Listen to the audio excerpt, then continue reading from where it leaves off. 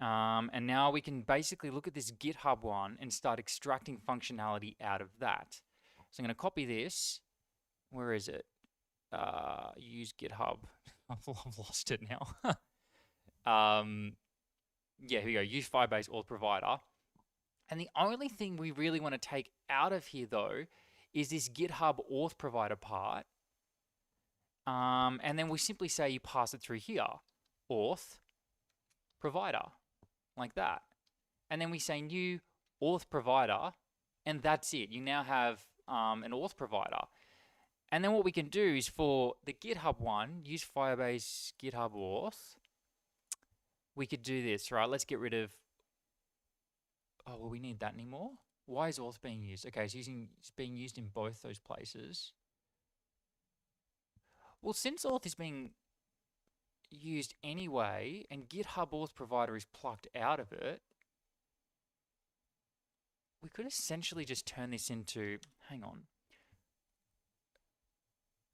What have we said we had a collection of them like, you could say, for example, you pass through here GitHub, Auth Provider.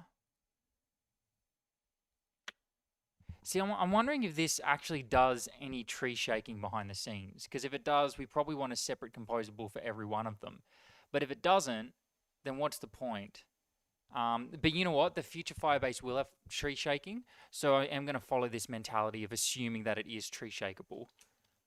So we send through the Auth Provider like that, and that sets up everything for us. And we change that from sign in with GitHub to, let's just change it to sign in. We might as well, like this. Cool. And now when we go to use Firebase GitHub Auth, we can essentially do this.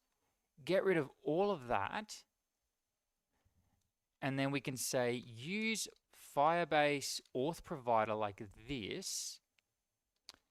Auth, we'll call this GitHub Auth Provider. And then we just pass it through GitHub Auth Provider like that. And we essentially just spread this in here like this. That's it. And if we want to add any specific stuff, so maybe you want to, for example, expose the GitHub Auth Provider for whatever reason, you can. I don't think we really need to. I'm not sure that would actually make sense. But yeah, even handle errors can now be taken out of here. And creating a new auth provider is literally as simple as changing this. And if there are any other finicky things, then we can kind of, we can handle that. But I think that's it. And now I basically just duplicate this and create one for every auth provider. So let's come back into Firebase, and we might as well just go ahead and test all of them and see if we can get them all working.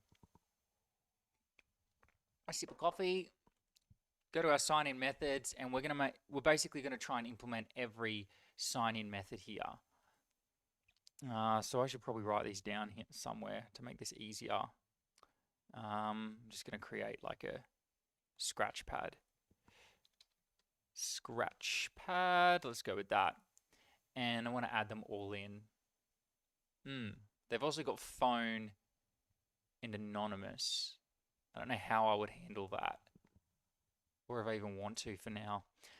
Anyway, we got Google, Facebook, Play Games, Game Center, Apple, Microsoft, Twitter, and Yahoo.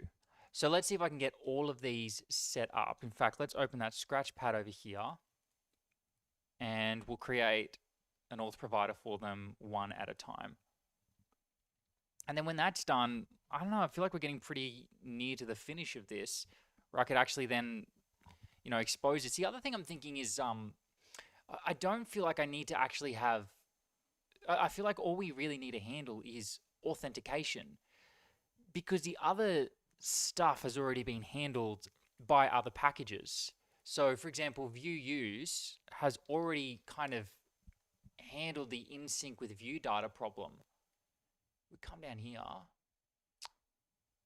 Yeah, so this problem has already been solved, where we can already basically, what do you call it, keep some data in sync with Firebase. We can keep collections in sync with Firebase as well. The only problem is it is currently One Direction, name of a band. But I think that's intentional though, because the more I think about it, the more I think it makes sense that you don't want to be creating data or updating data when you change this data point here. Otherwise, it is way too easy to start pounding your database unnecessarily. By database, by the way, I mean Firebase. You know, you don't want to, and that's going to end up incurring a whole bunch of costs. So you probably do want to do that manually. And honestly, this API is so beautiful anyway that Firebase gives you that I don't think that's really much of a problem. So the idea is you would just update data the normal way. And the point of this is basically for displaying that data and keeping it in sync in terms of viewing it on the front end. But creating it, you would still just use Firebase sort of more manually for stuff like that. And I actually think that makes sense. But anyway, so let's come back here and start implementing these. So let's do Google Auth first. This is going to get tricky because I'm going to have to start dealing with API keys that I have to somehow hide from you. But I think, yeah, my left screen is not visible to you, so I should be able to do a lot of this stuff anyway. So now let's try Google Auth Provider. Oh, bugger, I'm not getting any type hinting here. Why not? Why are you not giving me... We've got Firebase Auth there. We can see the type hinting of that. Anyway, this is one way I could do it. No? We've got GitHub. Firebase Auth app.auth dot. Yeah, all right. Looks like we can't actually see the auth providers on there. But you know what? I think I can guess the name of them anyway. So let's just bring that back to what it was. This one was GitHub Auth Provider. So let's simply change that to Google and see if it works. Yeah. So we got use Firebase. Oh, hang on. What have I done here? I didn't create a new file. So let's duplicate that and say use Firebase Google Auth Provider. We'll go back to the GitHub one, change that back to GitHub Auth Provider. Now we'll come in here to the Google Auth Provider and we'll change this from GitHub to Google. Google Auth Provider, Google Auth Provider, and there we go. I think that's all I have to do. So now we can go ahead and try and use this. We'll go to login page. We'll add another button here. Maybe we can streamline this as well. V-4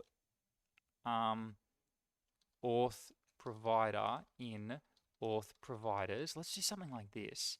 And then we can just set the key, for example, to auth provider dot label. And then we'll change that to the label. We'll change that to auth provider dot color, right? And then we'll have an auth provider dot icon, just so I can sort of sit this somewhere separate rather than polluting my template.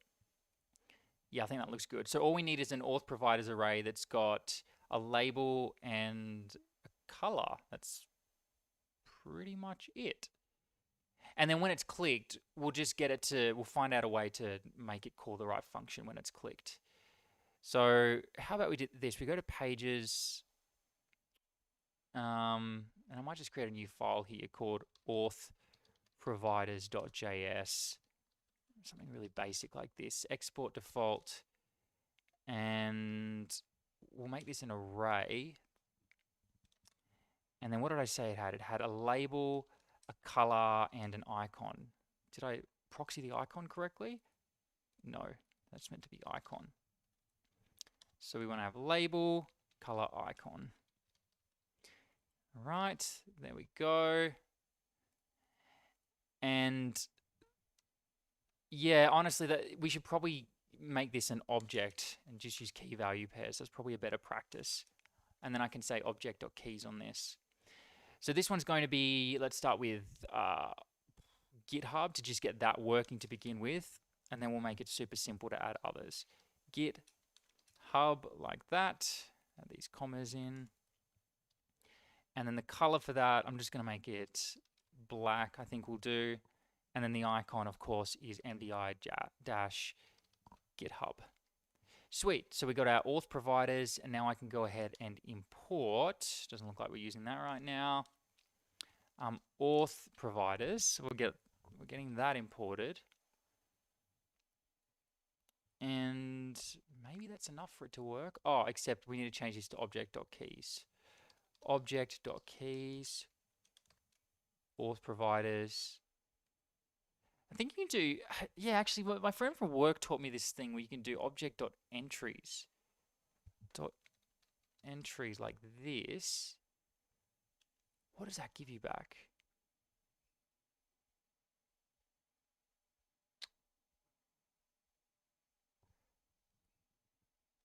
Let's have a look at what that looks like. Object.entries. I want to see how this is used because I know it's like an easier way sometimes of looping over objects like this. Yeah, and then I think you turn that into an array, and that's the key. So you have key, and then auth provider is the value. So now I can do this, and I can keep that really clean still. Did that actually work? Ha! Nice. Object.entries, really nice. So basically, that means that it gives you back an array of arrays, I think. Let's have a look. Expect it out. So returns an array of a given object's own enumerated single keeper. Yeah. Looks like it gives you an array. Object. Oh, here we go. Yeah. An array where the first value in that, an array of arrays, and this has got the first value as the key and the second is the value. That's really, really cool. And of course, in a situation like this, makes it a little bit cleaner to iterate over things rather than having to pull out the object and then get the key of it. I think this is kind of, it just reads a little bit nicer to me and it's kind of more what you're used to seeing. All right, have some more coffee. And that's working. However, we now need to say @click is equal to, how about we just say auth provider dot authenticate. Okay, here's what I'm wondering now. Can I make these auth providers? Can I make it so that we can log in with them not knowing what the auth provider is yet?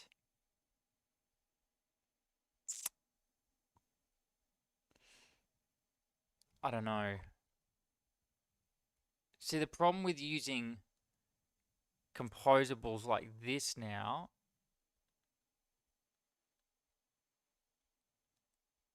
is you kind of, you can't iterate over it in this style. Or, actually no, okay, I've got a better idea. Let's do this. Let's say const auth providers is equal to use auth providers like that. And we rename this to use auth providers. And now export default is actually going to be a function like this that then returns our auth providers like that. And this means I can now create something like this, a sign-in method, and now import, for example, GitHub, use Firebase GitHub auth, and sign in is equal to, or what about this? Provider is equal to use Firebase GitHub auth, like that. Nice. And now I can say just provider dot sign in by doing it this way. but you end up with this really clean area where you can just put all of your providers in sort of one at a time. I like that architecture. I think it's a bit nicer. Have some more coffee.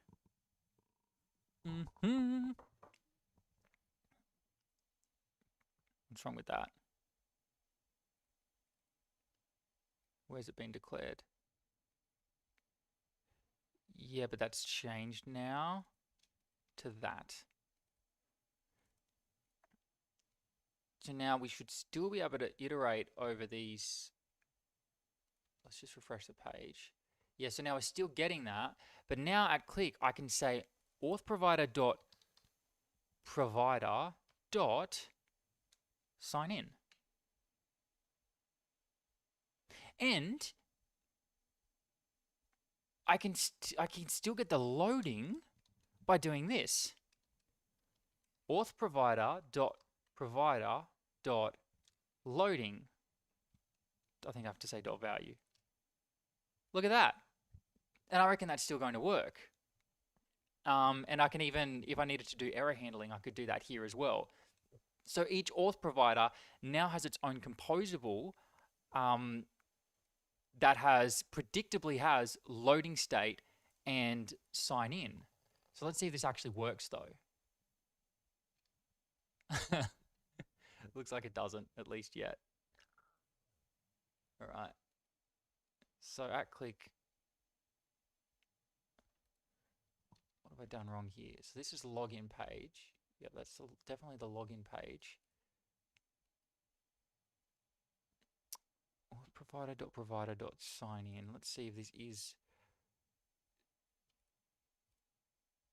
GitHub is returned, and then we got use Firebase GitHub auth provider, and it's got sign in available to us.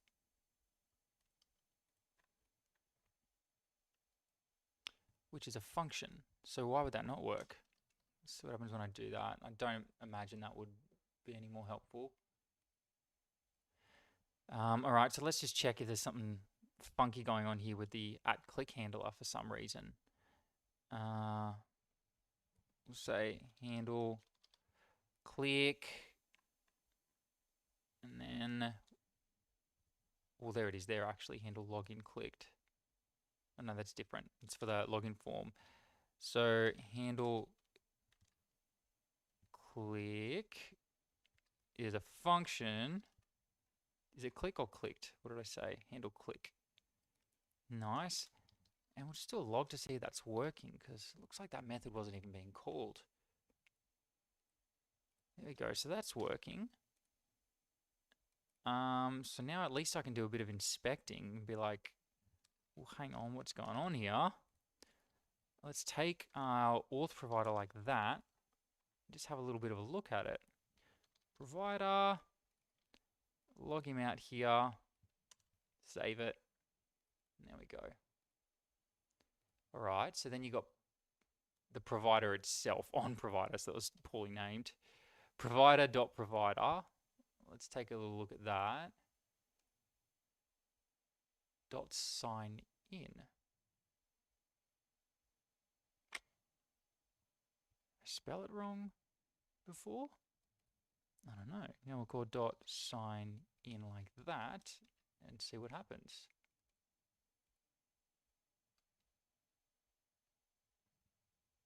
Weird. I'm not getting any feedback at all as to what's going wrong there.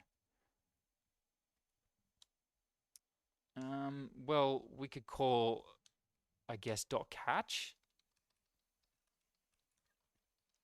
Just give me a log of that error.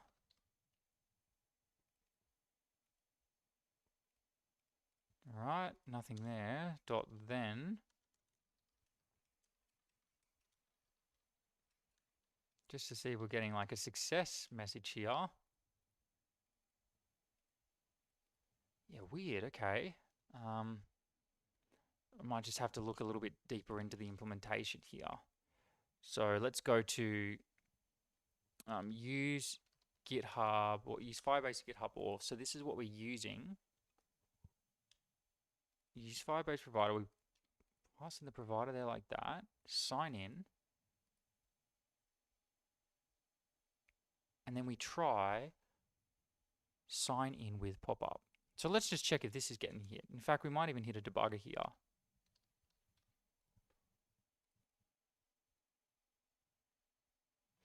All right. So we're definitely getting there.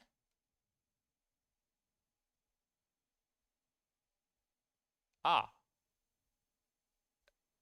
Okay, I'm getting undefined on the auth provider. It looks like I didn't pass that through. And so we definitely need to make sure we pass through an auth provider. Wait, but I do pass it through here. All right, so maybe, in fact, let's just do a debugger here. All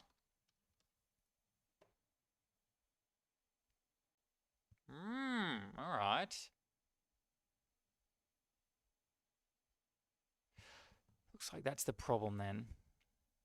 The fact that we can't pull GitHub auth provider out of auth. So let's come in here. Firebase auth.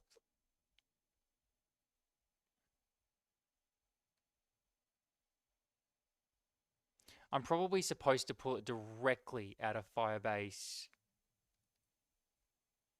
app and then auth.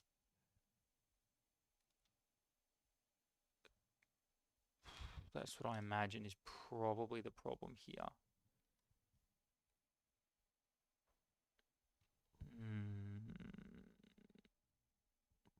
Okay, well, let's have a look at that boot file that we created before for Firebase and see how we were doing it before. That might give us a hint. GitHub. Here's our GitHub provider. That gives us firebase app.auth. Right. Whereas auth here gives us something slightly different. We want to pull out Firebase app like this.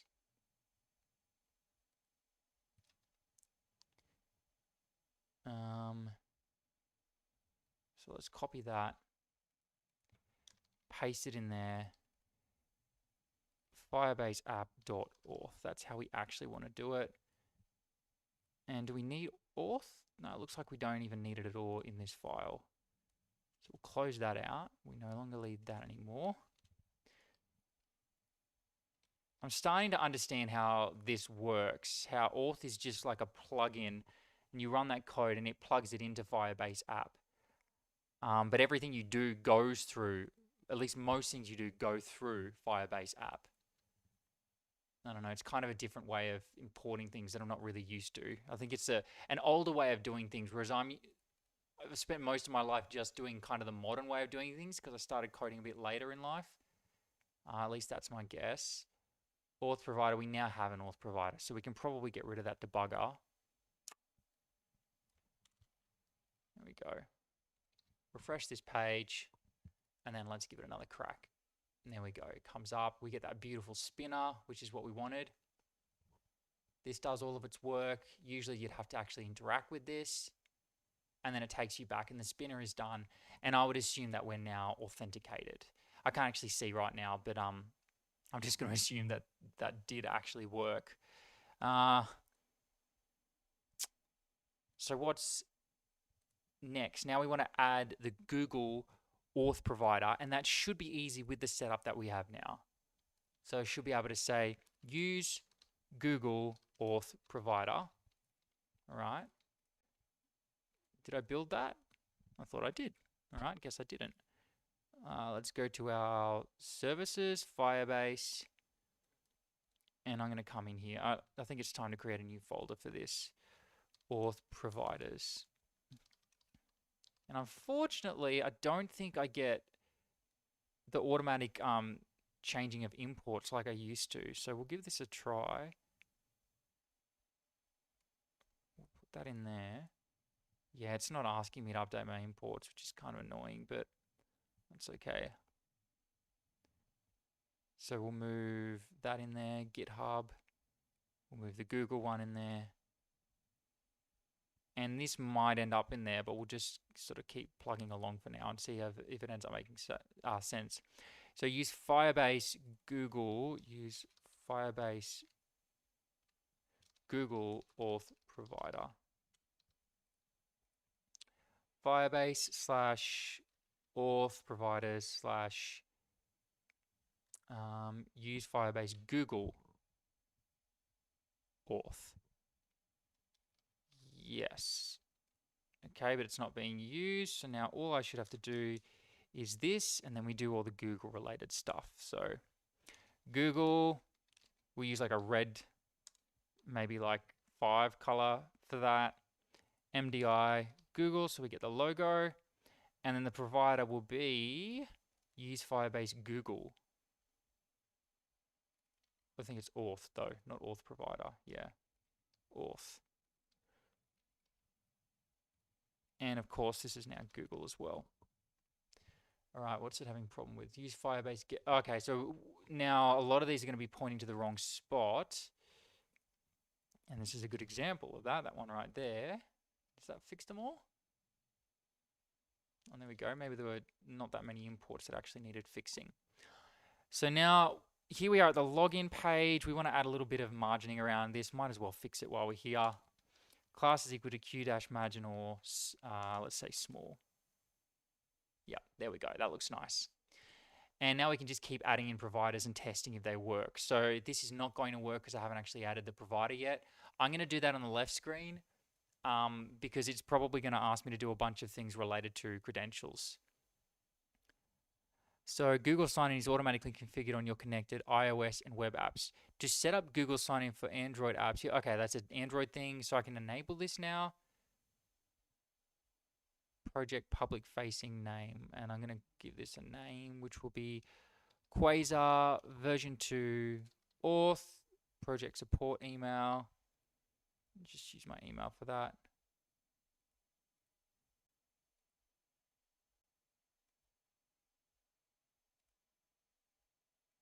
What's this web SDK configuration? In fact, I can probably show you what I'm doing here. Well, we got web client secret, so maybe not, just in case. Reuse a web client ID from an existing Google. Okay, obviously I don't need that, so now I can save this. So that's just saving behind the scenes for me. It looks like you don't have to do much extra work at all to set up authentication with Google. All right, I think I've done it now. I just clicked on that button, nothing happened. Still refresh. Well, part of the problem might be the fact that I'm already logged in. So let's go back here. I believe I did set up logging out. There we go. So that's not working. Let's get to the bottom of it. Right. So we pull in our auth providers here. We've got use Firebase Google Auth Provider. If I control click that, it looks like it is actually working. And then we set it up here and we pluck Google Auth Provider out of, okay, this part is now wrong. That's right, we changed it. So let's go to use Firebase GitHub Auth. Yeah, we changed it to this is what we needed to get it working. It's just me learning how to import all this stuff correctly with Firebase, which luckily I think I kind of understand now, finally. And there we go. And let's do a refresh and see if we get any errors. We do not. Can I log in with Google? There I am. Oh, that email might already be used. Let's see what happens if I go here.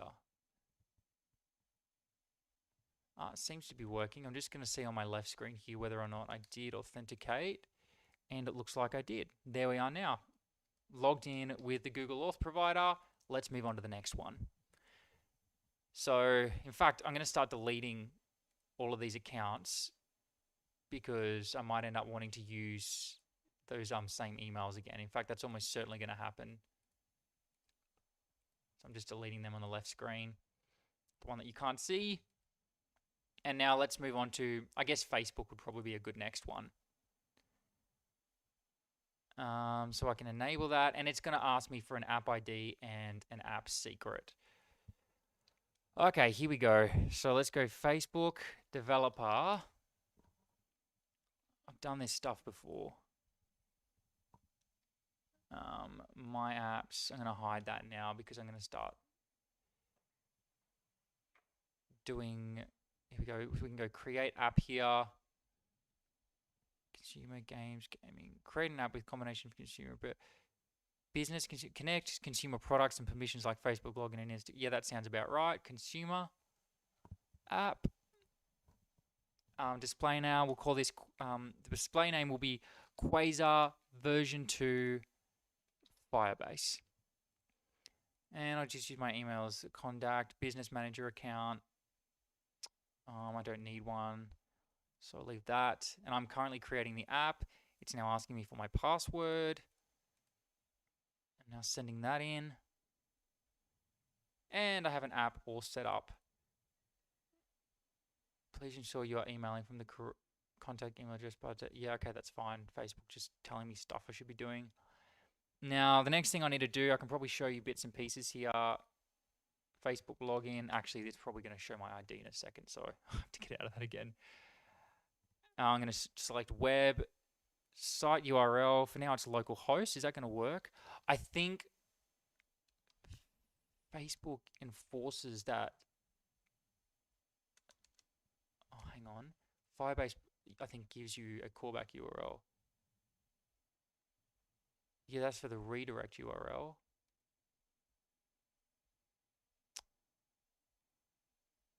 Hang on, Facebook login.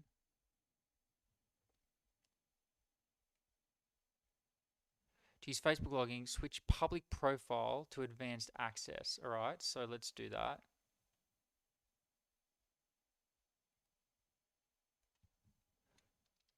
Public profile, get advanced access. So I'm doing that behind the scenes. It's asking me for my password again. Thank you, LastPass, for making this so simple. No, I don't want to take a tour. I'll eventually have to redo all of this when I do videos that show people how to use it. Okay, we'll add in the redirect URL that Google gives us. So it gives you a redirect URL to give to Facebook.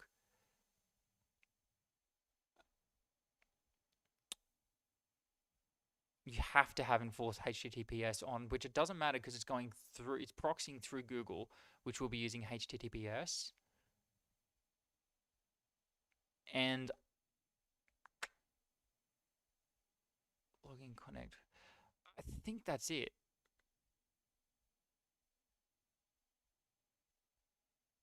All right, so let's save those changes and see if it allows us to save them.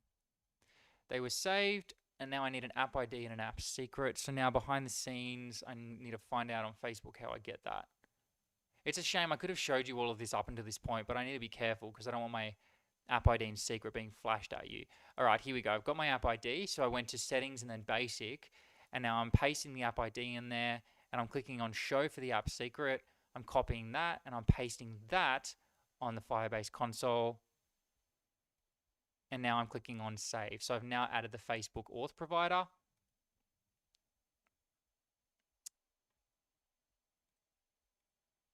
And that might be it. I can probably bring this over now. Can show you where I'm at because my secret is hidden. And Facebook has now been enabled. Let's see if it actually works. So next we come in here. We go to our, we've got a use Firebase Google Auth. So let's just duplicate that.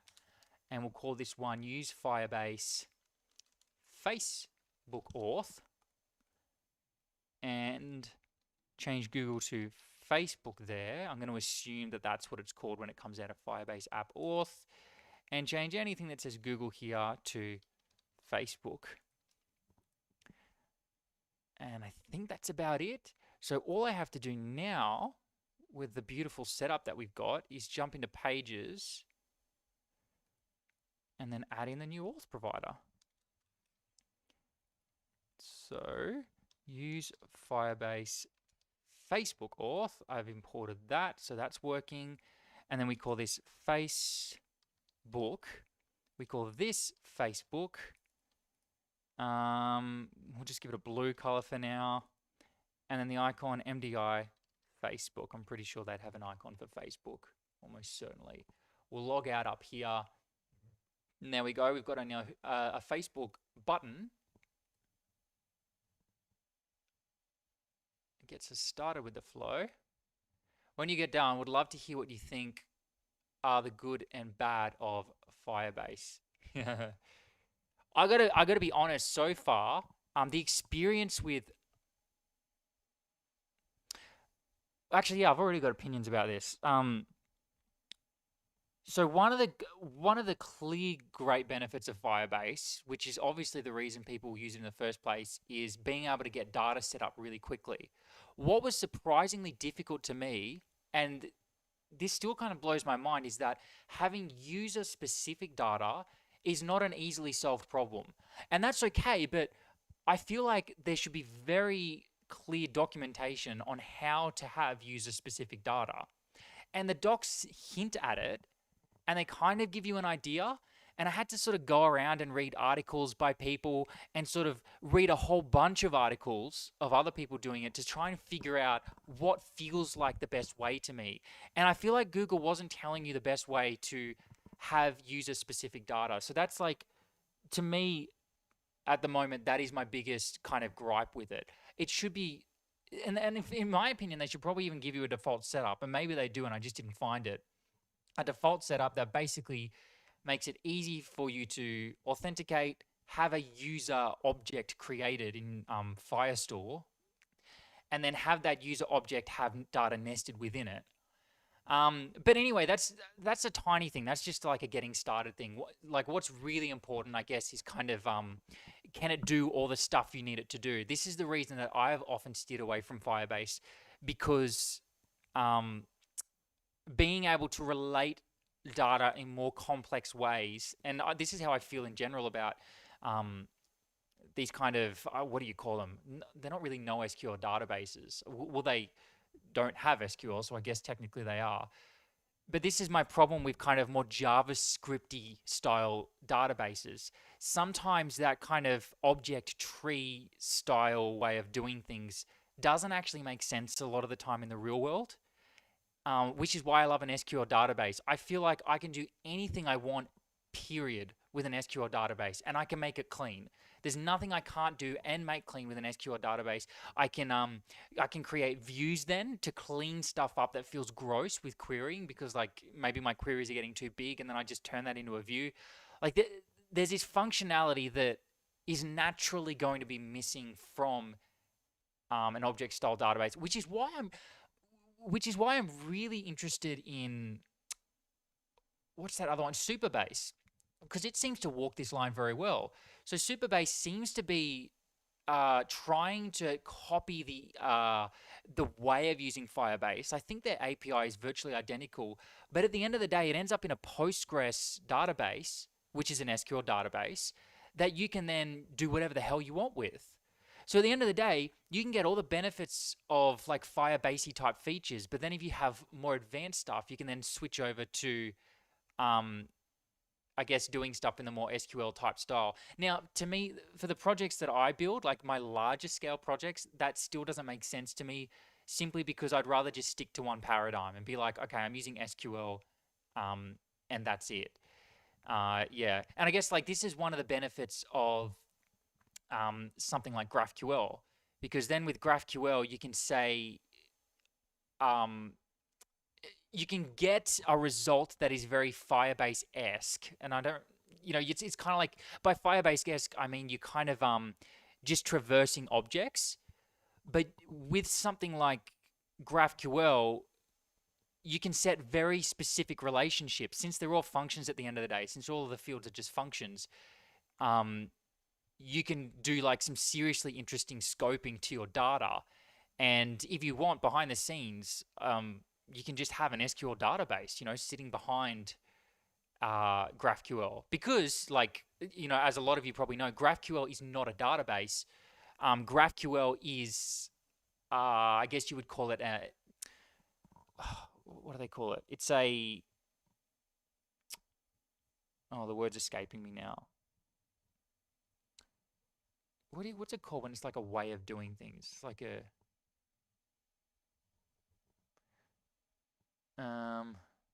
I don't know. This word's escaping me now. Anyway, I should get back to code. I'm going to think of that. What do they call it? A protocol. I guess that's not really the word I was looking for, but GraphQL is it's not like software that you install. It's the equivalent of like SQL. GraphQL is a set of rules that's saying this is how you collect your data. This is like this is how you set up the contract between the front end and the back end. But GraphQL is not an implementation. You then create implementations of GraphQL with whatever language you want. It could be PHP, it could be, you know, whatever. Anyway, I'm going off the track here. Let's carry on here. Facebook has detected Quasar Firebase isn't using a secure connection to transfer information. Okay, so it looks like I am actually going to have to change this to HTTPS. So let's come in here and say quasar.conf. What am I doing? Dev server will come in here. HTTPS is now equal to true. And hopefully that's going to solve that problem. Now I'm annoyed that that didn't, oh, here we go. That did stop. Cool. So that promise chain is working. So now I should be able to do this. And I'll probably have to say advanced accept. Nope, that worked fine. It's working. Let's try Facebook login again.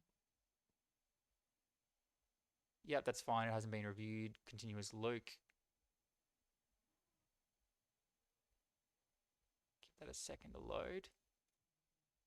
And hang on, where is it? Here it is here. Now if I go to my users, and there we go. It worked. So now we've set up Facebook as well. Let's move on to the next one. I can get out of that now. That's done. Surprisingly simple to do though, if I'm honest, to set up Facebook as an auth provider. And the next one we'll look at is, oh, what is this play games thing? I'm worried that's now going to show me a client and secrets. Since play games, I think, is a Google thing.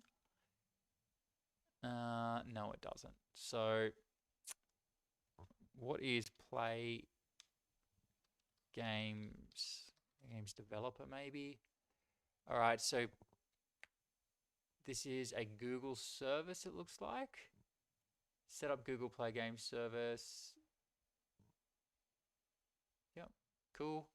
This shouldn't be too difficult. Sign into the console, add your game, create a game in Play Console if you haven't already. Click here for more details.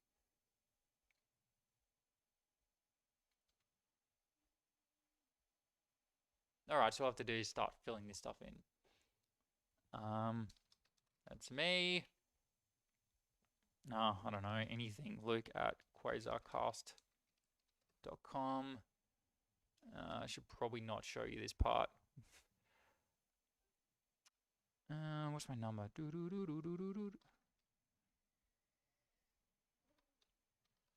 Just sing it to myself to remember. I confirm that I have read. Yes, I confirm that I've read. Yes. Right, create account and play. So apparently I need to have my own account. Oh, I have to do the plus thing with my phone number, which I've never. There we go. All right, looks like that's creating. Ugh. Complete my purchase? Oh, shit, I need a bloody. You need to register in order to do this. I just want to be a developer.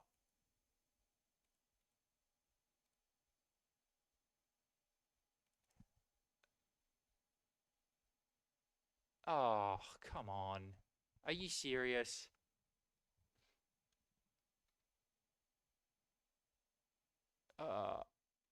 Okay, test Google Play Games API. I just want to test it. Is that possible?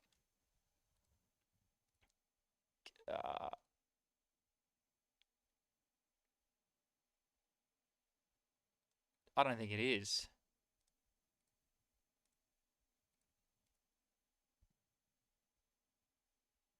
No. It's functioning correctly. Now this is what I'm looking for. Bugger. So it looks like you actually have to pay to get this set up. So you know what? I'm just going to implement it and assume that it's going to work. All right, let's go with that. So it's not that difficult to implement anyway.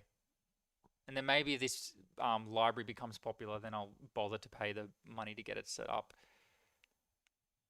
So Google Auth, we're going to duplicate this one and we'll call this play, what was it? Play Games Auth, I think they called it. I don't really need that anymore. Don't really need that anymore. Start culling a lot of these. Google Play Games, yeah, so we'll call it Play Games Auth. And there we go. So we'll come back down here. We'll change everything there from Google to Play Games Auth Provider. Use Firebase Auth Provider. So what are they going to call it? Play Games Auth Provider? Google Play Games Auth Provider? I have no idea. Auth.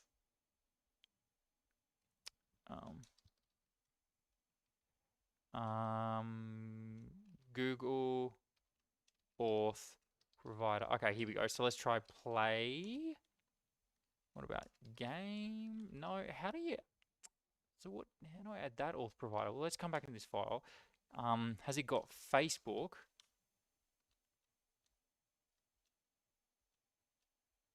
It's got the Facebook auth provider.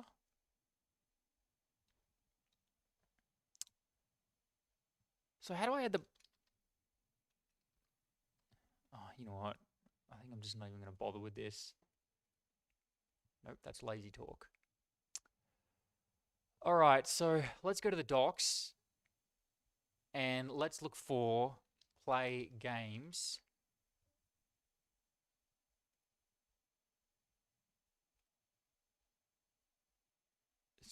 Okay, so this is authenticating using Google Play Games, but I want us to do it with web. So Play Games sign in.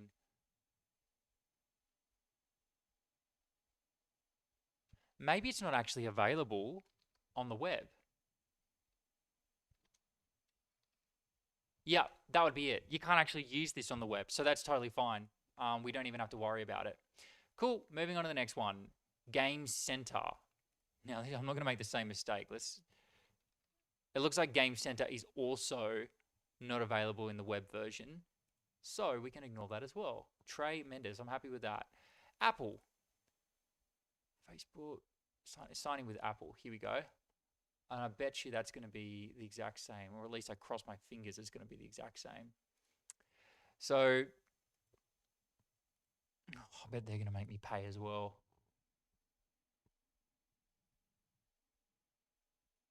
Not required for iOS. Apple Sign requires additional conversions. Follow the steps for your platform. Right, web. Here it goes. Whoops. Authenticate using Apple Java. You can let your users in. Yep. To sign in with it, you must have an Apple ID with two-factor authentication enabled. Oh God, I never use Apple stuff. How to sign in with Apple. Yeah, that's right. You need a whole bloody tutorial on how to sign in with Apple. Not surprised by that at all.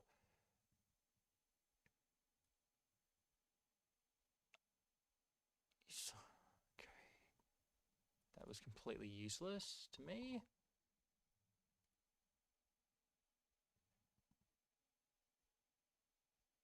Okay, this is telling me some requirements that I'll also have to meet. At your first sign in absent. Do you sign over?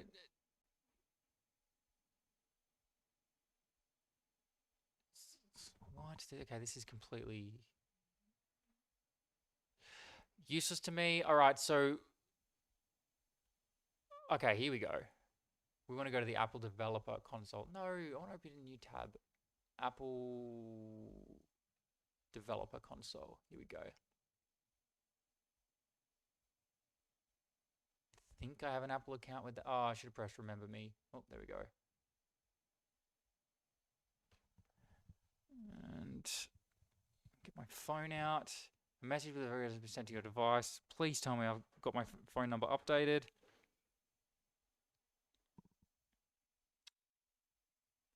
Still nothing. I have had so many problems in the past dealing with authentication with Apple. Especially like when I was trying to get my podcast available in the Apple Store, you have to authenticate with them. And it was a nightmare. They were having all sorts of errors, and I was clearing caches, trying different devices and opening in different browsers to try and get it working.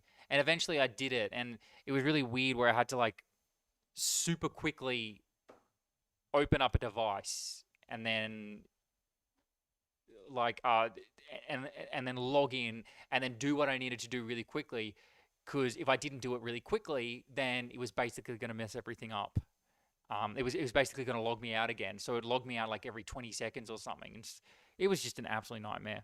Anyway, it looks like this should be sending now, and it did. So I'm going to put that on another screen because I don't want you looking at that.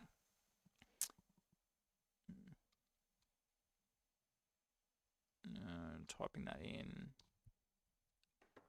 Incorrect verification code. Seriously?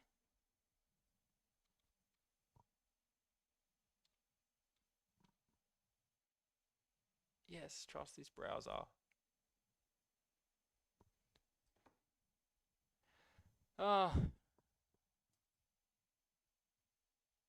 It's so buggy. You can't see what I'm seeing now, but I get this thing on my screen that comes up and says, gives me an error message, and then the error message just disappears. And oh man, it's so dodge. All right, submit that. Sign the Apple Developer Agreement. It always looks really pretty though. All right, here we go. What next? Associate your website to your app as described in the first section of Kachu's.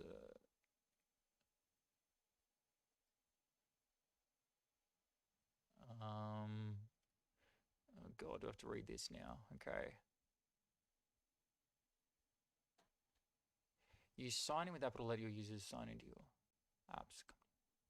Yeah, I know what it does. You must create a services ID and associate your website to an existing primary iOS macOS. Okay. To 10 website URLs. Okay, at the moment I'm just using localhost. Does that matter? I feel like I'm not any closer. God.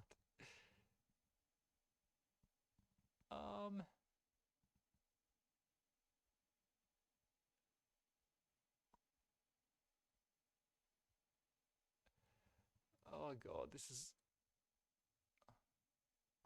Get started with Xcode. Membership in the Apple Development includes everything you need to develop, distribute, and manage your apps in the App Store. No, that's not relevant to me. I just want login.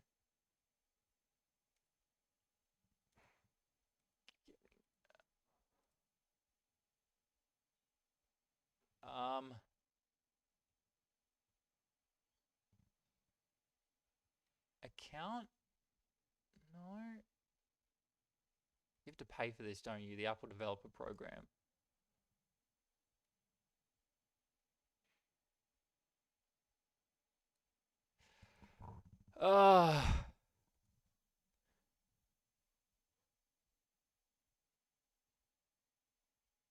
On the Apple Developer site, let's throw that on my bottom screen. This resource is only for developers enrolled in a developer program or members of an organization's team. So I need to be in a developer program. Okay, sign up a Apple Developer Program. Enroll. Signing in with your Apple ID with two-factor authentication turned on. You'll need to provide basic personal information, including your... Yeah, okay. Oh, gross. Start your enrollment. Gosh, I feel like I'm getting enrolled in a university or something. I have to do this on the screen now. All right, so now I'm giving it my first name. I'm giving it my last name. It wants my phone number. So I'm giving it my phone number.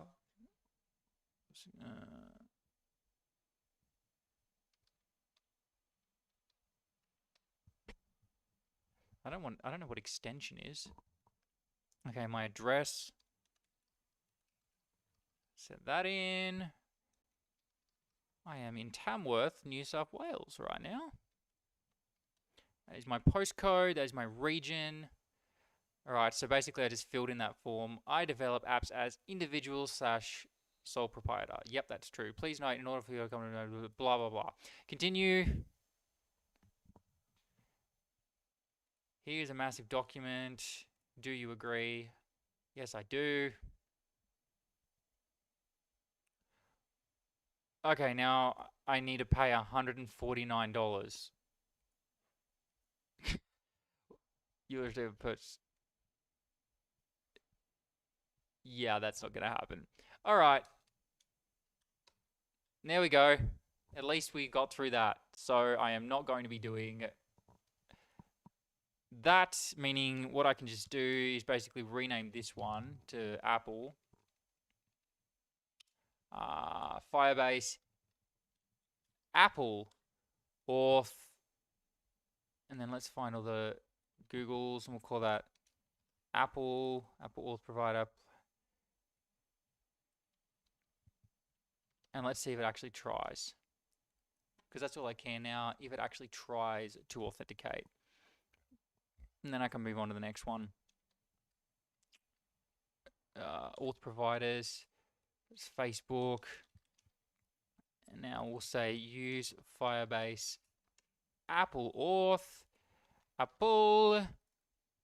And it's kind of like a light blue. Let's go with that. MDI, Apple.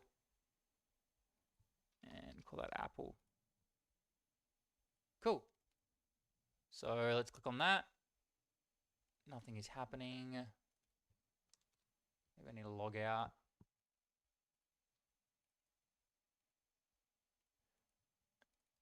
Use Firebase Apple Auth. So the problem would be that it's not finding this auth provider, I'm assuming. So let's just do a quick console.log there. Yeah, better still debugger. Oops. Where is it? Okay. Oh yeah, Apple Auth does not exist. So I've obviously gotten this wrong. You might have to do some extra work to sign in with Apple.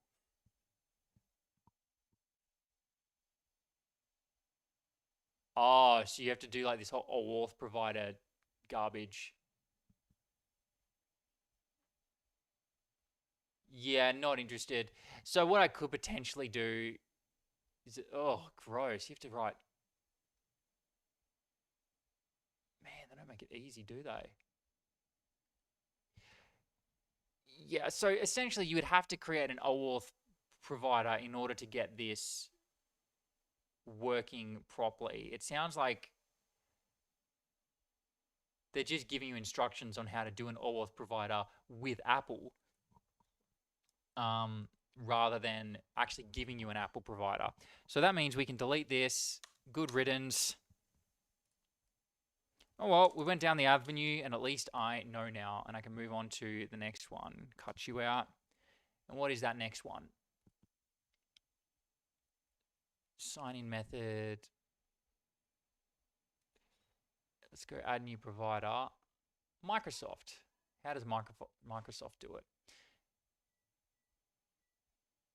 Should I click on?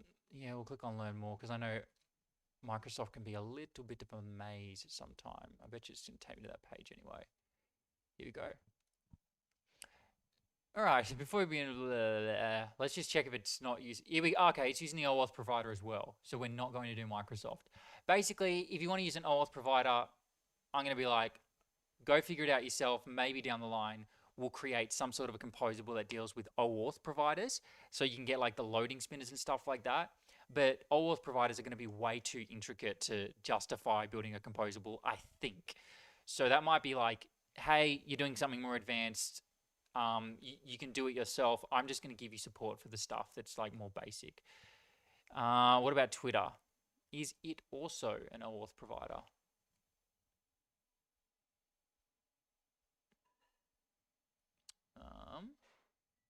come down here to web, and there's Twitter.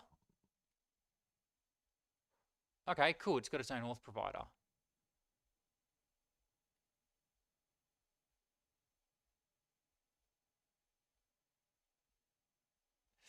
Okay, but then we're getting the result back anyway, so that's already going to be returned. So if they want to have all of this extra information, they are going to have access to it. What's this? Sign in by redirecting to the site. Oh, okay, that's the other way of doing it if you don't want to use a pop-up. And we might just do pop-ups, at least in the first version of this app. Okay, so let's come back here. Where is this debugger? Get rid of the debugger. I think it's actually gone now because I got rid of that file. Yep. Cool. So let's see if we can get Twitter working. So we'll duplicate this and we'll change it from Google Auth to Twitter Auth. And we find occurrences of Google and we replace them with Twitter. Same with down here. Replace it with Twitter. Save that. From memory, I do have a Twitter account. I've gone through the stuff you need to do to get that sorted.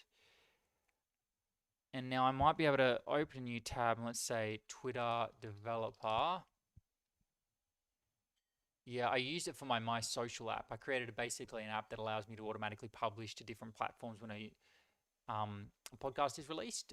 Developer portal. And so I have actually done this before. That's my Quasar in-house app.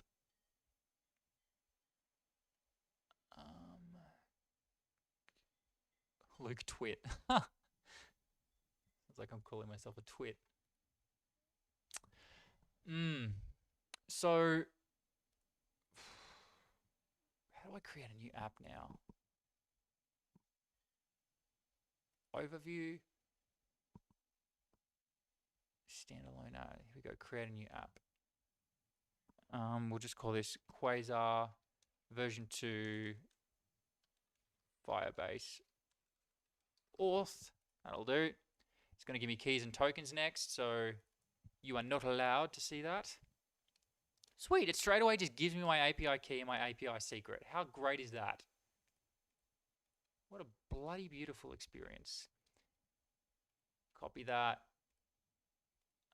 Paste it in. Copy the secret. Paste it in. Get my callback URL, which I'll deal with later on.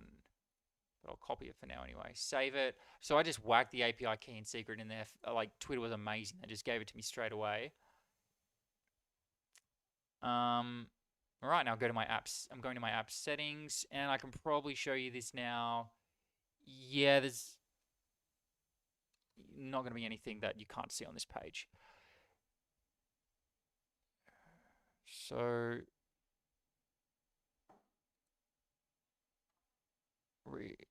I don't even need any of that. I just want authentication. So what do I do for that?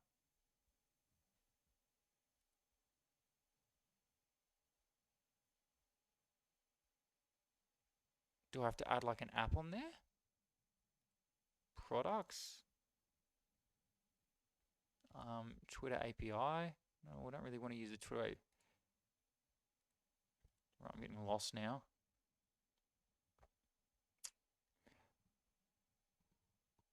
So keys and tokens. Oh, I just created the wrong kind of app? Authentication settings. Here we go. Callback URLs. Oh, why isn't this working? Number 3. Use 3-legged or for signing with Twitter posted. Yeah, okay. Request email address from user. Yeah, you probably would want to enable that. And now we're going to paste in the callback URL that Firebase gives us. Website URL. Let's just set it to Quasarcast for now. Organization name. This is all optional. Terms of service. Oh, God. Can I just direct them to Quasarcast? This is purely for testing reasons. Save that. And that might be it. Fingers crossed. So let's throw that up there. So we've now got Twitter added. I've done the callback URL stuff. So now I might just need to add the auth provider in and it'll work. Use auth providers. I love this little setup I've got here. If I don't say so myself. Twitter auth. There we go. Twitter. It's got a light blue color. MDI. Twitter. Call that Twitter. And there we go. We've got a beautiful little Twitter bird that comes up. Cross our fingers and hopefully this will work. Authorize app. And check if it worked. And it did. We're done. So let's delete that account. So, okay, so let's have a think about this. So what's happening now is we have composables that make it really easy, and they even conform to the same API. Make it really easy for you to log in with all of these different platforms. Turns out we weren't able to cover the other ones because they use OAuth. However, I can imagine a future where we could basically open that up and sort of somehow create a nice orchestration between the composition API and OAuth, because a lot of stuff is predictable with OAuth. Yes, we might be able to make that work really nicely. But yeah, that's about it. So what's the next thing to do? I think the next thing to do is say, well, actually we're working on think about what else I need to do to have this plugin considered to be quote unquote finished. So I got all these composable functions. We got Firebase sign out. That's working. We can get the user's auth state.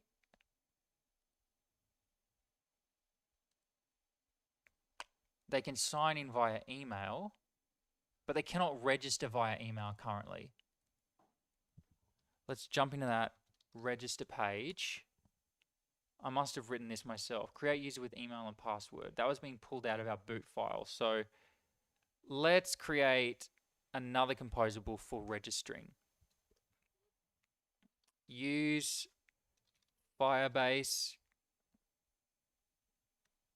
Is this Firebase word becoming redundant now?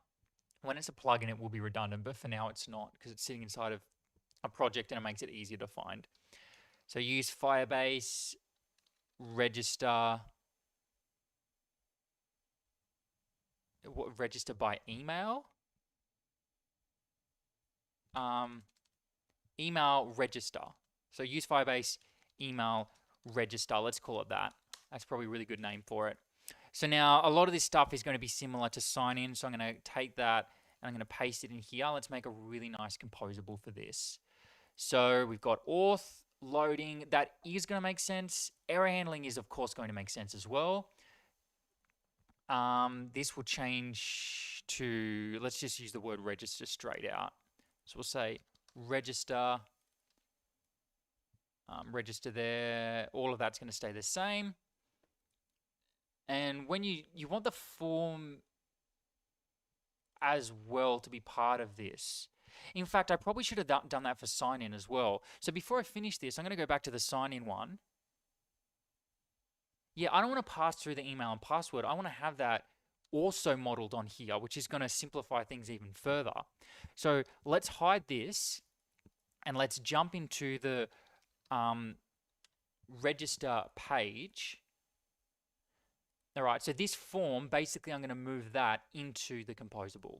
So let's throw that in there, save it, and then we don't even need to accept an email and password anymore. We simply say form.value.email and then form.value.password like that. And I'm going to just clean this up a little bit because when things start hitting the edge of the screen, Luke, it gets angsty. There we go. So the only difference now is that the form is sitting inside of that composable, which essentially means I can get rid of this. Where am I using it? Create user with email and password. We don't need to pass through that anymore. Where else am I using the form? I'm guessing it's just here where I model it. Yep. And essentially, all I have to do now is get rid of that. And oh, hang on, this is the register page.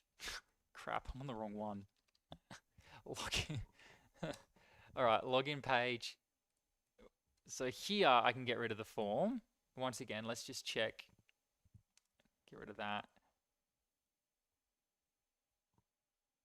Where it's being used. Cool. So I can get rid of that. And now, essentially, we just pluck form out of here because the form is also basically sitting on this composable, which makes sense because the composable is also in charge of taking that form and using it for you to register. So it just cleans things up a little bit more, which is really nice. And there we go. That's probably still going to work. So let's go to our login page, see if I can still change these values around. Gmail.com, like that, so that does work. Login, I get an error, that works. However, I probably don't want everything to be cleared. I don't know why it's all getting cleared. Login. Oh, that's right, I deleted the user entirely, but it looks like that's working for now because we're getting error messages. I would assume that the rest is also working fine. We can test it later on. So there we go. Login page is now cleaned up a little bit. Let's go over to the register page, and I want to be able to remove this form from here, which is going to clean this up even more. And where is it being used? Yeah, and so essentially we're doing the same thing with sign in, but with login. So let's go back to sign in, and I'm going to take this form here. And I've got some test data in there just to make it easy to sort of test with. Why is it squawking at me? Form has already been declared. I went to the wrong bloody file again. Register page. No. Register. Use Firebase email register. This is the one that needs to have the form now. The form is now going to be exposed on here. And then instead of email and password being passed through there, we basically are exposing a form that's already set up and ready to go. Form.value.email, form value password. Very nice.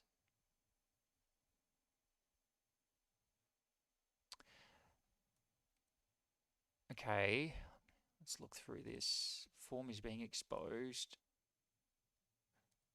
Register that gets called. So that's not sign anymore. It's auth.create user with email and password. That's the only real difference. I mean, a registration and a, is very similar. I wonder if we could do some of the validation here, like validating the form. I don't think so, actually. I like leaving that. I think I like leaving that on the responsibility of the form component. And if I really wanted, then I would just extract the validation logic out of there and I would separate that from use Firebase email register. Yeah, I don't know. I'll leave it as is for now. It's not that big a deal. It's nothing people are going to cry about. So what we just did then was the register page. So let's jump over to that register page and see what we get wrong. Really? What's that all about? Oh, okay. So there's a lot of stuff we'll have to fix up now on this register page to make sure it's using the composable instead. And we need to rebuild this because this was extremely handy, this handle logged in redirect. So we'll make sure we look into how we can re-implement that later on. Keep that at the back of my brain, just tag it.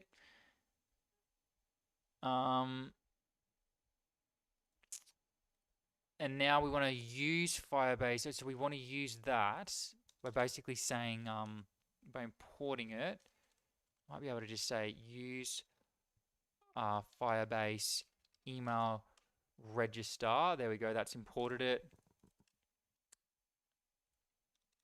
And we'll just say const register service, I think is a good name for it. Use Firebase register. Oops, spelled that wrong. And now, once it's validated, the form has been validated, we call the register service dot register. And that's going to be awaited. And then if there's any errors, they're going to show up just beneath the form. A lot of this stuff can be extracted. I definitely want to extract this in a moment. It's kind of buzzing me out. Okay, so what am I doing? There's a register page. Let's go back to the login page and copy some of what we've done there with our error banner. And that's sitting underneath the card section with the login form. So there it is there. It just sits in there. Man, we need to comment this stuff. It's horrendous. The form, error, banner, and then register button. Just kind of helps me to get my bearings really quickly when I'm looking through these files. We don't need that anymore. It's redundant. I'm just slowly plugging away at this. Create user with... So that is no longer needed. Is authenticated, no longer needed. Signing with get. None of this is actually needed anymore, which is great. So our register service handles everything we need. Do we need our form ref? Yes, we need it because of there. I'm just going to put it up there. I feel like that's kind of a nicer way of organizing it. What else have we got? Handle register button clicked. Gets called. The other thing is we need to actually pull the stuff we need out of register service. In fact, it might be better to do it this way. We're going to yank out register. I want to know whether or not it's loading. I want the errors as well, so I can set them, or the error.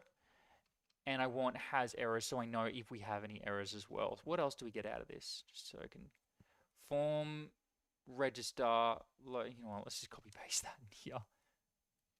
All right, and then we got the form itself. So now instead of doing that, we can just call register directly. Loading state can now easily be bound directly to our register button. And let's come down here and social auth providers. What did I copy then? Okay, so now we can come in here and say you are loading if loading is set to true. We've got error here. Let's go into the login page and steal the code we use for that, which always sends off an alarm bell in my mind. If I'm copy pasting stuff from somewhere else, you know, it's very important that alarm bells go off in your mind because it means that you've somehow architectured things in such a way that there's a redundancy. It doesn't matter if there's one, you know, here and there, but not redundancy. It means, you know, you're not keeping things dry. So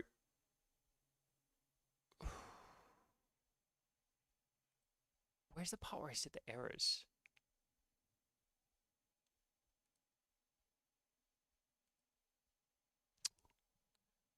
For the banner. So here's the banner. Error.message. And it checks if we've got... Okay, so we don't actually have to do anything else to get that working. And what I could then do is say if the login form changes, then we just set error to a blank object again. Because I think as it stands, if I do that and I get a problem from the back end,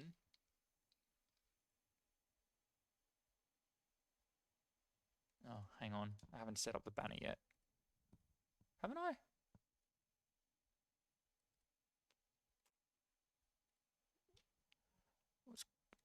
Oh gosh, my brain's starting to spin in circles now.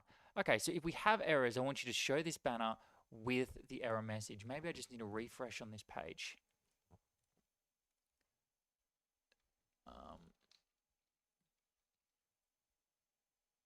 Passwords.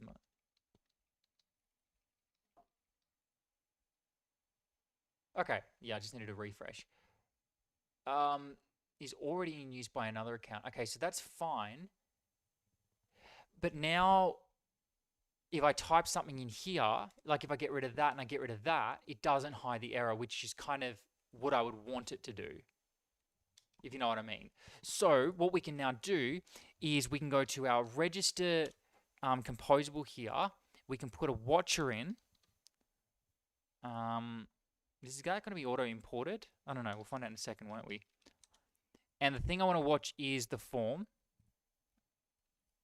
And if that changes... Oh, hang on. I've just done this completely wrong. Watch the form. And then we actually want to say here, new form, like that. If that changes, then... Oh, we can change it to a watch effect, actually. Yeah. Watch effect. I think you can do that. And then basically say if form...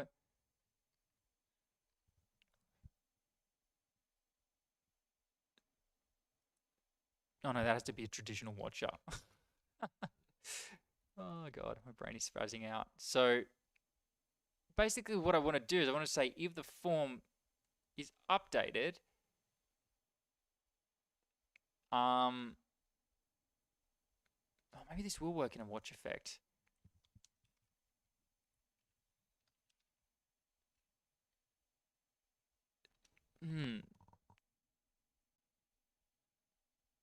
No, because we want to say, okay, so we want to say if the form changes and we have error messages, then I want you to set the errors to nothing. So it does have to be a normal watcher. So let's come in here and say watch form. We can say new form, old form. Now, how do we compare those objects though and check if they're different? I remember there's kind of like some annoying stuff you have to do with comparing whether or not objects are the same.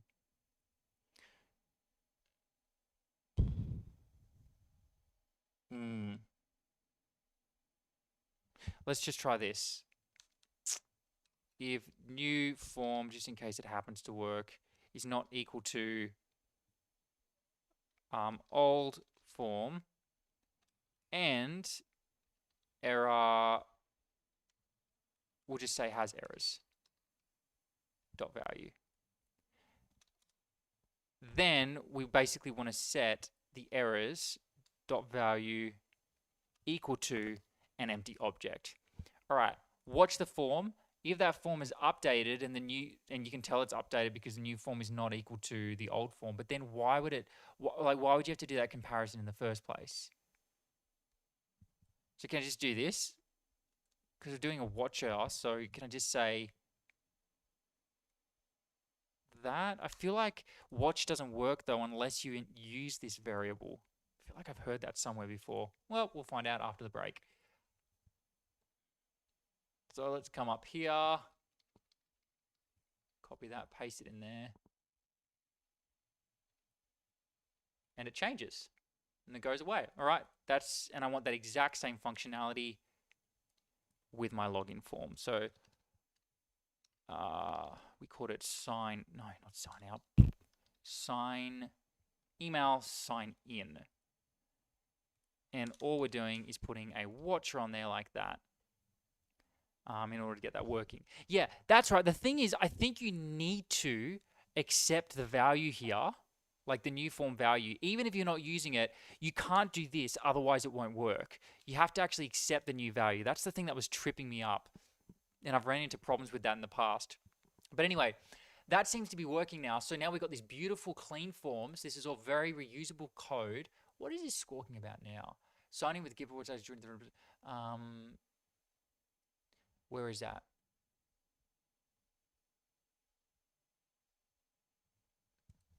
Okay, register page. Sign in. Oh. Oh, okay, it's because this is all old code. you know what? Let's put the effort in right now to setting up these other service provider buttons. So maybe we could have like a service provider's card. Yeah, let's go with that. So I'll come in here. No, we'll just open it up here. And we'll say Quasar, new component. Actually, I like building these components myself now because the Quasar scaffolding isn't exactly how I like it. So come over here and say components, and we'll say social providers card. Let's call it that. And now I can just put in template here, and I've got my own template that makes sure script is at the top there. And now you can come in here and we will do all the social provider stuff, which is currently set up and working correctly on the login page. And I'm essentially just going to move it over here. So use auth providers. I'm going to cut you, put you there. Cut you, put you there. And this entire auth provider section here, which is that, is also going to be cut and whacked directly in there. And now I can say here, social providers card. And just save that. What doesn't it like? Handle click. So that also needs to be moved in here. What else doesn't it like?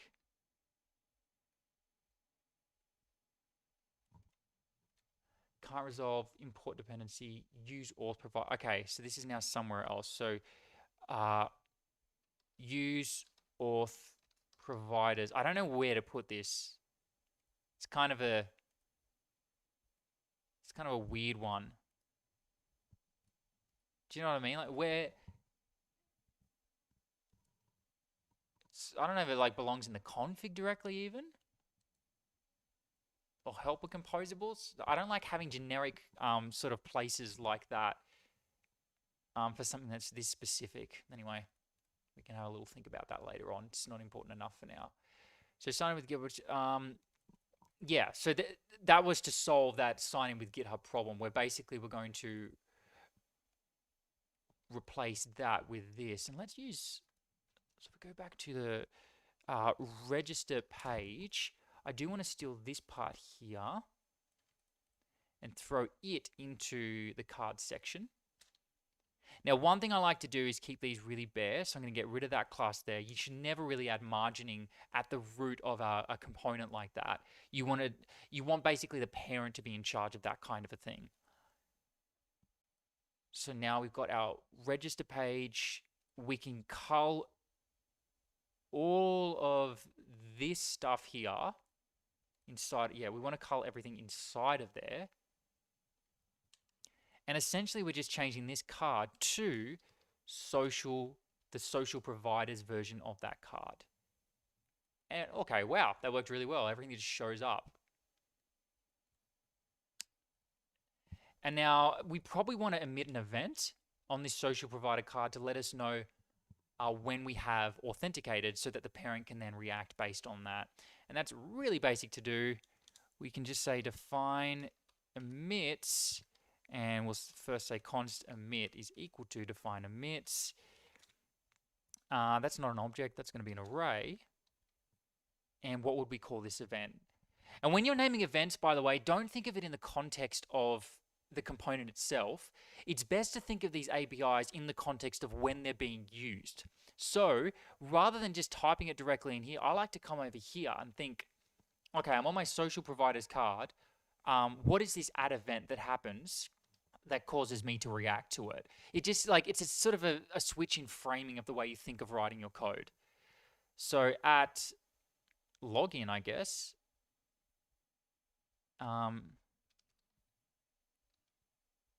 authenticated. Or even at auth. I think that's good enough. Yeah. So then I can come over here and say, okay, I'm happy with that. Let's call this auth. And then when this is done, we can simply say emit auth, like that. And then we can send through, if we like, perhaps the provider. We do want to await this as well. So when that's done, what we'll do is we'll take in that result and we'll send that through with our emit. So if you ever want to deal with the result on the parent, you can do that, just so it's available. But we're not going to use that. We're just going to say here, okay, I've authenticated. Now router.push home. And in a case like this, I'm happy to use $router. Usually I prefer to use the composition API, but this is one of those things it's such a short line of code, where it's like, why not just do it directly in line like that?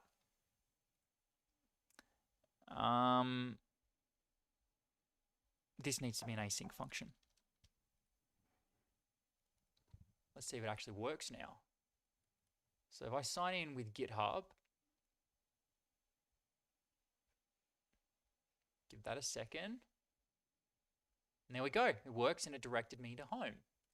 Now let's log out of there. The login page has now lost that little bit of extra styling. So what we might actually do is use the exact same styling that we've got for this one here, and even the same code as well. So let's jump into, this one is login, not register, login page. We've got a social provider's card, save it. Our beautiful linter will do the rest for us. And there we go. Or maybe this is, yeah, okay, that needs to be configurable.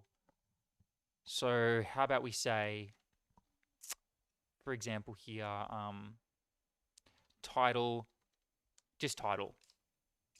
And we'll say, or login with.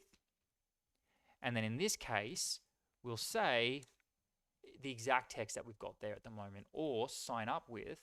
And then basically we can just, we can come into this social provider's card now. Social provider's card. We can define props. I'll probably do that above here. Const props is equal to, and I actually don't need to set it to a variable. So let's just say directly here define props. And the prop we have there is the title. That's going to be, no, is it required? No, it's, let's say required is equal to false, type string. And then we'll set a default equal to just an empty string, I guess. Do you need to set default? Well, yeah, it's going to give me a linting error. I like to ensure that it's always going to be the same type. So now we can come down here, and then we can simply say here v-if title, then show it, and then we can just proxy it directly in there. Oops. So why is that not working? Hang on. Here we go, or log in with. I'm not sure a QCard section actually makes this look good though. It's kind of over padded. So let's just make that a div, and then we'll say class is equal to q-margin top, maybe medium. Yeah, that spacing makes a little bit more sense to me. Okay. So this is what I'm going to be using to teach all of this stuff. But at the end of the day, the cool thing is everything that is sitting inside of here, these services, I'm going to turn this into a package. And the great thing is when I'm teaching it, they don't have to learn about any of this stuff. Nobody has to learn about this. I mean, if you want to, I guess I could direct them back to these streams and they can see how I built them in the first place. But essentially, they don't have to worry about this crap. They just need to worry about the implementation of it all, which is really nice. It's going to totally simplify the tutorial series, and I think this will help a lot of people. And it's completely decoupled from Quasar. So what else is there to do? That's right. The other thing I really wanted was a way to basically say, if you are not authenticated, then that's fine. But if you're if you are authenticated and you're on the login page, I want you to send them somewhere else. So I had a name for that. Let's jump into that boot file again, which was like our original attempt at this. By the way, good news. Looks like everything from this boot file here, we've now implemented as a composable, which is wonderful. So handle logged in redirect. That's what I want to build. I want to be able to very easily, is there a way that we can easily make this available?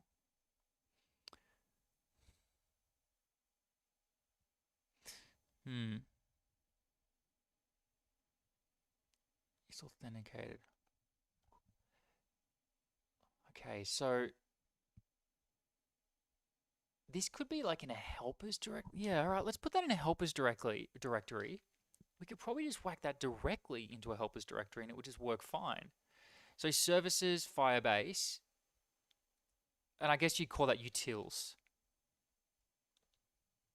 like that.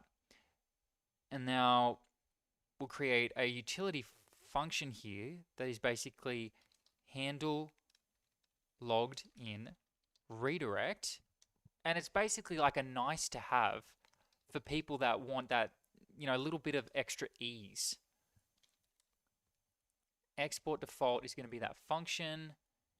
And then we can simply say import. We will have to import the watcher, at least when I turn this into its own library, from view. But I haven't been doing that so far, so we won't bother with that. Is authenticated we will need in order for this to work. And that's coming from the wrong spot. That now needs to come from somewhere else. So let's try that again.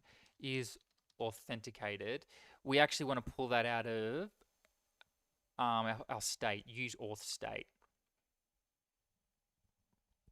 Which means, oh, actually, no, this is going to have to be a function that uses use router.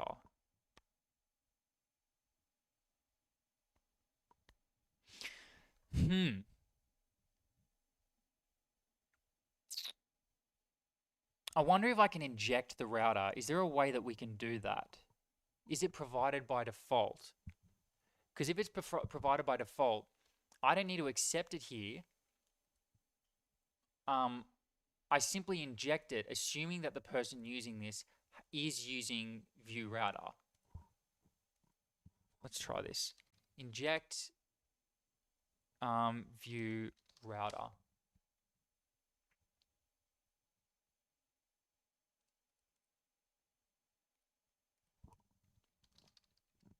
Provide, no.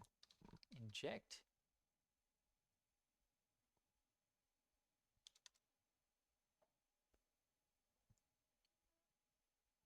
What version is this? Let's go to 4.x. And we're looking for a component injection. No, that's not what I'm looking for.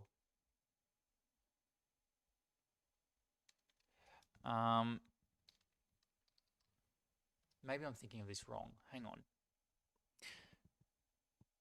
Okay, actually, if you're using handle logged in redirect, we can assume you're using view router. So we can import use router from view-router like this. And then we can say const router is equal to use router. And now we've got the router that we can work with.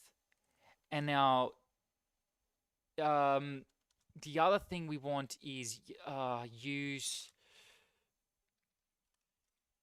hang on, is authenticated. We can now yank that out of use auth state.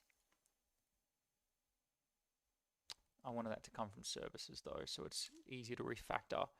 Services, oh, I have to do it this way, slash, services slash Firebase slash use auth state. Is authenticated is then watched. And this gives us the best possible API because all you have to do is literally just call that function. And you've got a way to basically protect a route.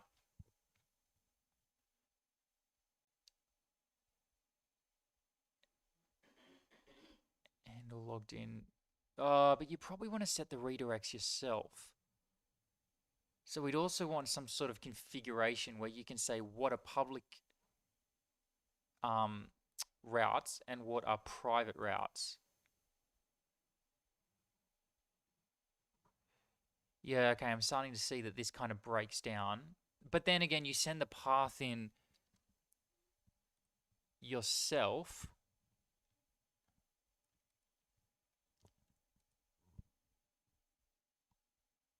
So we'll rename that to redirect if authenticated. Path is equal to, by default, we'll assume that the home of our application is /. And then this is automatically going to redirect them to the path that is provided if the user is authenticated.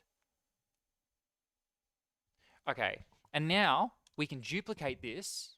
Oh, hang on, we want to rename it first to redirect if authenticated. And we're going to duplicate that and then say redirect if unauthenticated. And there we go. And now we'll take that, paste it in there. And if you're unauthenticated, so if that is equal to false, then we're going to send you somewhere else. These are going to be ridiculously helpful utility functions because you just throw them at the top of your file and say, hey, if you've hit this composable and you're authenticated, send the person here. If you've hit this composable and you're not authenticated, send the user somewhere else. Let me just check the time. Holy crap, we've been at this for 1 hour and 40 minutes. Okay, so I'll finish up soon and take another break. I can close out of that. I can close that, and we might leave that open. And now let's actually go ahead and start testing these beautiful composables I've just built.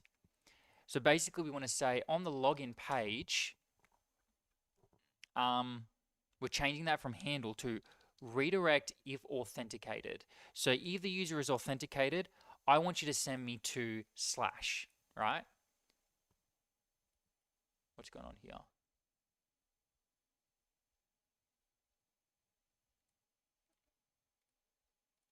Is authenticate. So that should be a ref. Why would that not work? Let's refresh it. A watch source can only be get.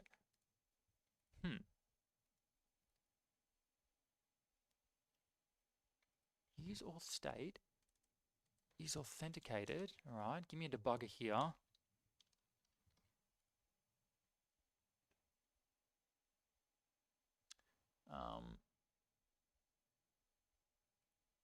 Why is that not showing me anything? Okay, so that did work. I had to just go one step further. Oh, Luke, forgot the parentheses. All right.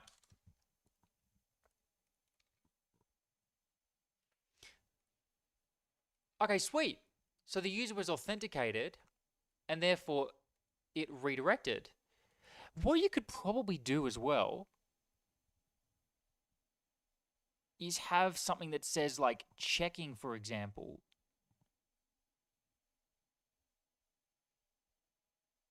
Let me just think about this. Like, it would be really nice.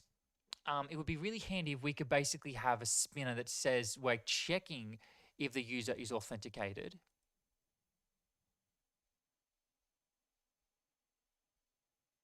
How would you implement that? How do I know? Because all we've got is this value here, which to begin with is not going to be set to the right thing because the user hasn't been checked if they're authenticated or not. So I need a way of knowing that we're checking. Use auth state. So it gives me this is authenticated computed ref.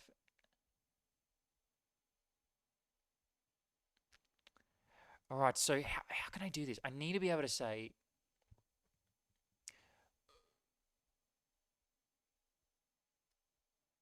we have to have immediate true there.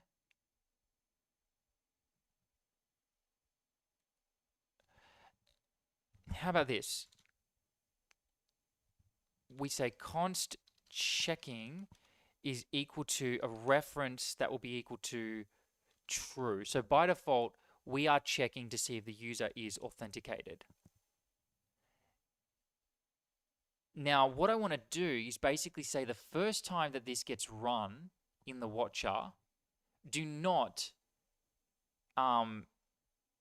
set checking to false. But when it gets like updated a second time, I mean, can I watch this a second time, but the other one get rid of immediate?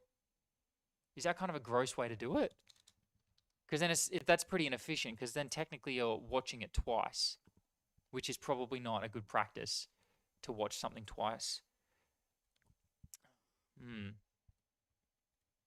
Anyway, let's return this for now. We could say, for example, this is going to feel janky, but as long as it works,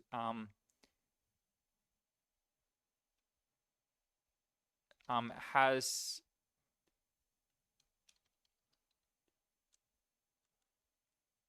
is first check is equal to true.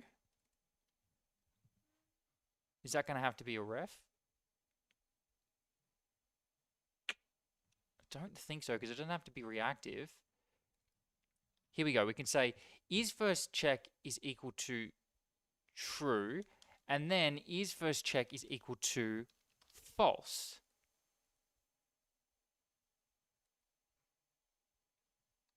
Once that has been run, then I can come in here and say if is first check is equal to false, then checking dot value is now equal to false. Okay, so now I've basically got this spinner. I should be able to like use this to create a spinner. So this is redirect if authenticated. Let's see if this works. Login page, redirect if authenticated, and now I can just say const checking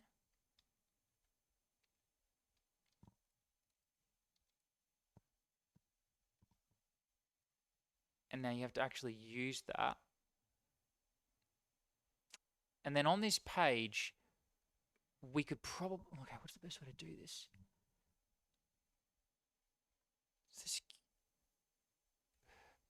Okay, we could come down here and say v-if we are not checking, and then inside of the card itself, we say v-if we are not checking there as well.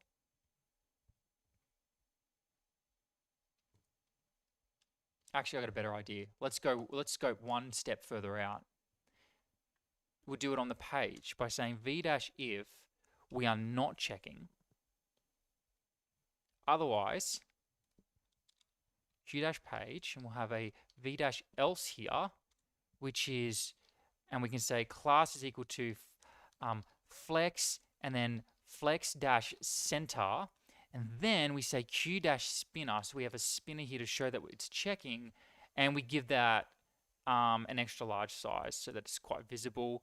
And then we set the color equal to primary. And Quasar actually has its own like cool spinner thing that will show up on the screen if you need. But we're just going to do that manually like this for now. I think this works fine. So now if I log out, oh, that did nothing. It's a bad sign. All right, let's try going to our login page.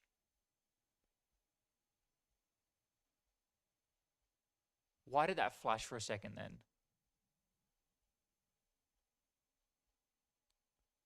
So it was,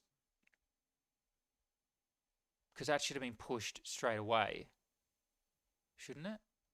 Yeah, redirect if authenticated. What would have happened is checking that dot value is equal to false.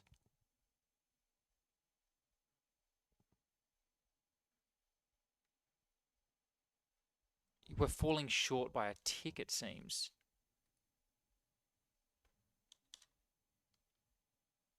Maybe I need to put that code directly under there. Let's go back to login. No, I'm still getting that disgusting flash. Why is that?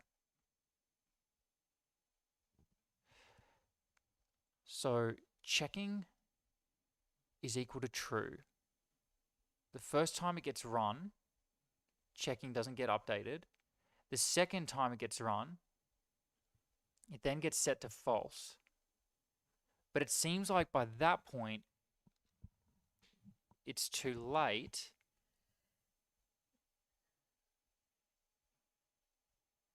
So the problem is checking is getting changed before the push seems to occur. What we could do is we could simply say if not checking and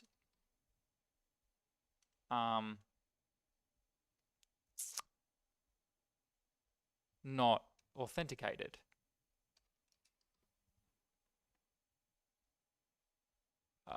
So what is it? Const, oh man, is authenticated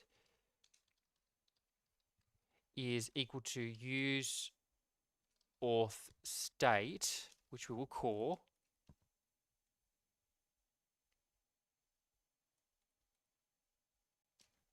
maybe that will fix it. Is authenticated is assigned. Oh, whoops, didn't finish typing that out. Let's try this again. Oh, whoops. Yeah, you can tell my brain's starting to shut down. No, it was... why are we getting this disgusting flash?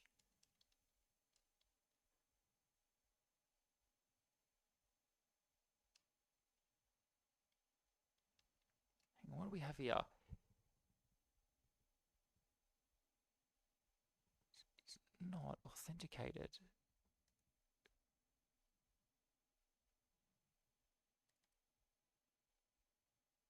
Yeah, man, this is kind of baffling me, to be honest.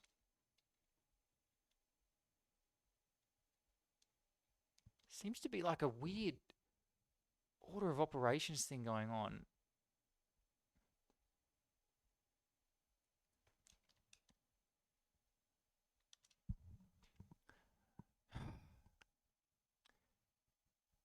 Checking is equal to true. I think this is all done correctly.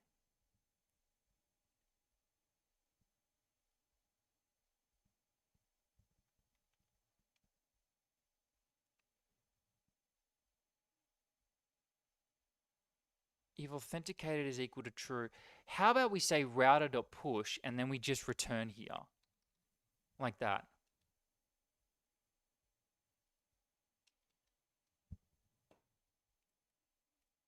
So then checking doesn't have the chance to change on that point. But in which case, checking isn't the true name. See, that works. But then my problem with that is checking, like the name doesn't really make sense. Why can't this logout button work? Anyway, I'm going to leave it as that for now.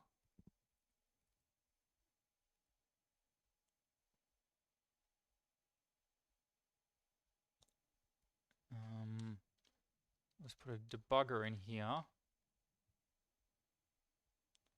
Oh wait, I wasn't even calling sign out. Huh. That's probably got a lot to do with it. Sign out. Okay, that is not working.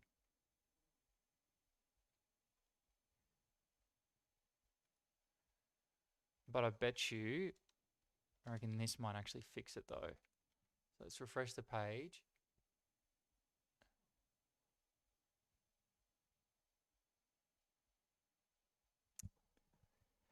Okay, that's not going to work because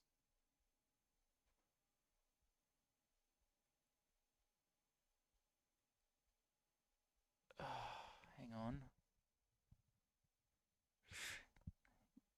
Yeah, no, this setup is flawed because is authenticated begins as false. If it checks it and then it ends up still being false, it doesn't get watched a second time. So this is a flawed implementation. All right, I'm going to take a break and have a look at this later. Thanks for watching, guys and girls, and I'll see you in future streams.